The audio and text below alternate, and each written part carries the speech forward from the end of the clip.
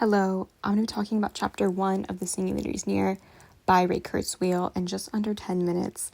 The book is kind of long, around 500 or more pages, so I plan on doing the other chapters as well in the upcoming weeks. But just as a little background, this book was published in 2005, so 20 years ago. It predicts a lot of AI that we see today, and it kind of also takes it a step further, predicting what it believes that AI will look like in the future. So because it was written 20 years ago and it aligns so much with what's going on now, people kind of take it people are very intrigued about what it says about the future. And not only that, but Ray Kurzweil, the author, is a very well respected in the computer science community. He's heavily accoladed, so it kind of adds a little bit more ethos to his writing. I added some quotes about there, just what he said in the first chapter, but the main points that I take away from it, just from the beginning, is that evolution is exponential, which we see in biology all the time, and technology is a part of evolution, so therefore we can expect it to be growing on an exponential curve. A lot of people, he admits, have been kind of skeptical of this, and he counts it up to the fact that we're looking at such a small part of the overall growth of technology. It's very, very nascent.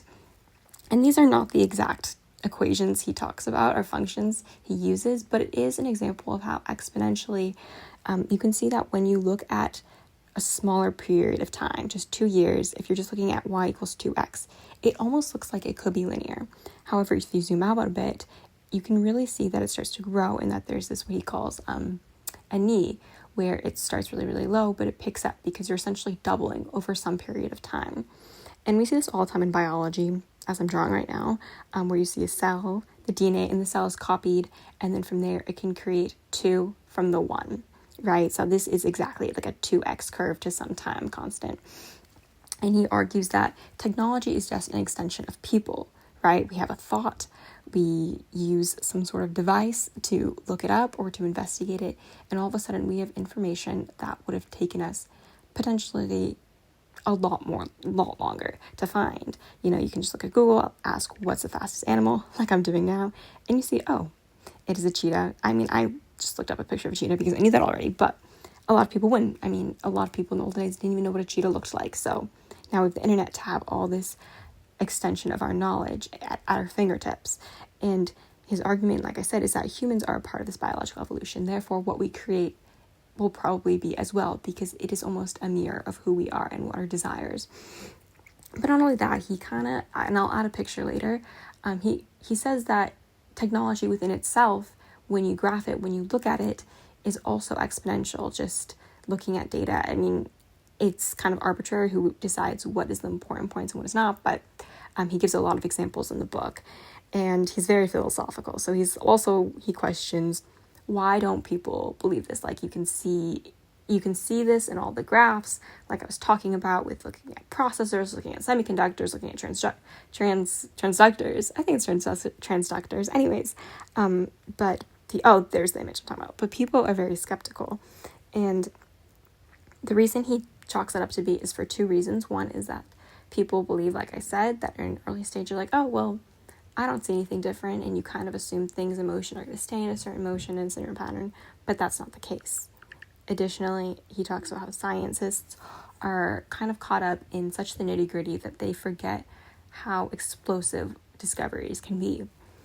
But he then moves on to talk about kind of just how order from disorder and randomness continues to occur on different levels and where it's going. So he backtracks a little bit, talking about the 6 epochs. And these are byproducts of evolution and indicators of meaningful progress. So number 1 was after the Big Bang, of course, where physics and chemistry are really born and can be observed. This is looking at the smallest, most basic structures, such as atoms, like I drew it now. I apologize if anything isn't significantly or scientifically accurate, but you have atoms. Atoms connect together eventually to form molecules, and these molecules are used, they create bigger and bigger products, bigger things, like you can see rocks, you can see water, like big bodies of water. But not only that, but you start to see biology, you start to see life. So cells, of course, are made up of molecules if you were to zoom in very, very close, even not even that close to be honest sometimes, if you look at like the lipid bilayer, the lipid semi-permeable bilayer of the cell, you see like a lot smaller structures that can literally be drawn out. And inside the nucleus, you have DNA.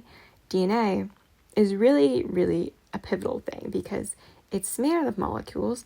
So it's very simple, but it can actually code what traits we have. It can code what proteins to make. It could code what we look like. And not only that, but it is transferable from parent to offspring. So it is something that you can really develop this idea of evolution around, where you have a copy of something and then it tweaks itself a little bit every generation to produce more and more desirable traits. And this goes into brains. Brains obviously tie into build more higher networks of cells, higher networks or have more complex DNA, where brains detect information with their own sensory organs, but also observe the outside world. So the brain is responsible for keeping you healthy. It's responsible for determining how you're feeling, what you need, but it's also responsible for engaging with the outside world past our own bodies. You say, I drew like an eye, I drew ears, I drew a nose. And the idea is that with all these sensory systems, we kind of were able to develop technology. We have these wants. We decide we want to make tools, and we have our thumbs and our brains to do it.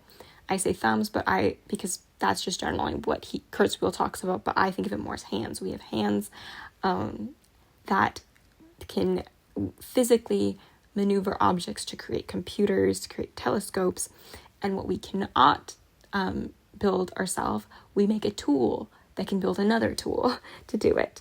And this leads to the part where the singularity really picks up. You see 5, the merger of human technology with human intelligence. And this is kind of past where we are currently. We're currently, I think, more in 4, but we're getting to 5, where all of a sudden old age is this kind of obsolete thing because all these brains can be hooked up to the cloud which our phones and computers are now, because our brains are chipped or something like that. And because of that, we no longer need to communicate with words. We can communicate in signals that are being transmitted between them. It gets kind of crazy. And this is just one example of what he talks about, where human technology and human intelligence really just merge into this one bigger thing that we don't really know what it's going to look like. But this is where he thinks it's heading. And 6 is huge. I pushed it off to give it the biggest space because this is really the most crazy part in my opinion. But 6 is what he calls the universe wakes up. Now, here he kind of defines singularity, and where he kind of gets this idea to call it this. But essentially, from what I understand, it's this concept that already exists in math, where you hit an asymptote that approaches infinity on the y-axis, but never is going to pass on the x-axis. I'll draw in a second. But he says singularity will be achieved as the universe becomes saturated with intelligence. Dumb matter will no longer be constrained by the rules of physics that we know today. And dumb matter isn't actually dumb. It's what we just consider what we see today, but we don't have any more information on because we are limited by our bodies. All of a sudden, we'll have tools that hyperanalyze these things and can manipulate them, can take it in to come up with these predictions that are so far beyond what we would know today. And not only that, how we're going to get there is we create a machine. This machine creates a better machine. That machine creates a better machine. And because these machines are just continuously improving, we are able to approach a singularity where the progress is essentially infinite for a constant of time.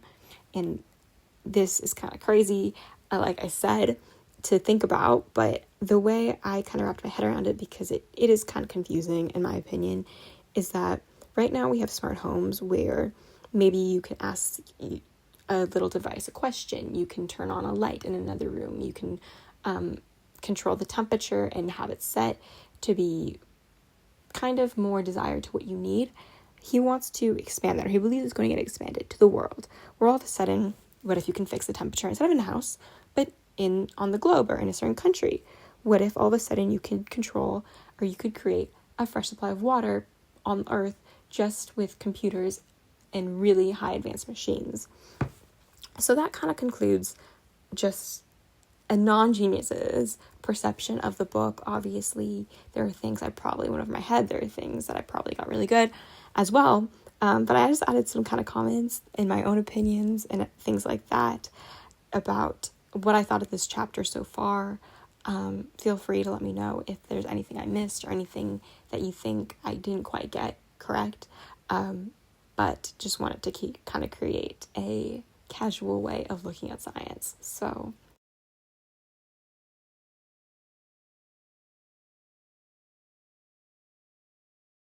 thank you so much for making it this far, and stay tuned if you want to see chapter 2 and more.